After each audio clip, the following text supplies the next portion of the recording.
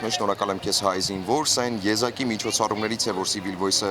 կազմակերպել է, որը ոչ մի կապ չունի ոչ ապրիլյան պատերազմի, ոչ որևէ այլ կոնֆլիկտի հետ, այսինքն կազմակերպության հիմնադրման առաջին իսկ օրվանից գերակա նպատակ է եղել բանակ հասարակություն կապի ամրապնդումը, զինվորի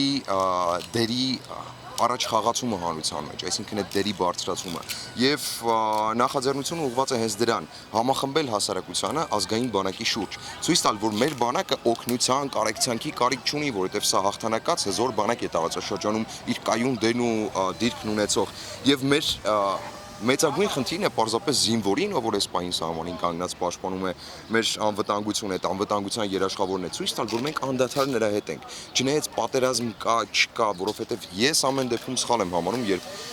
կոնկրետ սրացումների ժամանակ է հասարակությունը կարծում, որ պետք է օգտակար լինել կամ օժանդակել զինվորին։ Զինվորը դրա կարիքը չունի, հայ զինվորը բավականին ամուր եւ քաջարի տղա է, որևէ օգնության կարիք ունենալու համար։ Կարևորությունն այն սկզբանե հայ խնդիրները, որ ձեր առջև դրել եք, որքանով արդարացվեցին։ Որքանով լուծեցինք խնդիրները։ Խնդիրները այս արդեն թվով 6-րդ միջոցառումն է։ Նախորդ 5 միջոցառումների ժամանակ մեզ համար պարզ դարձավ, որ հասարակությունը իրոք անտարբեր չէ բանակի նկատմամբ, որովհետև նայենք մեր շուրջը, մեր շենքերում 30 բնակարանից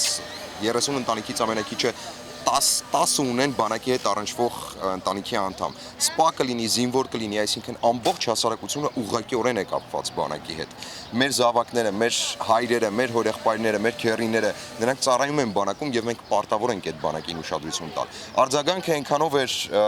լավ եւ այնքանով կանխատեսելի, որ հայ հայրենասեր ժողովուրդ է եւ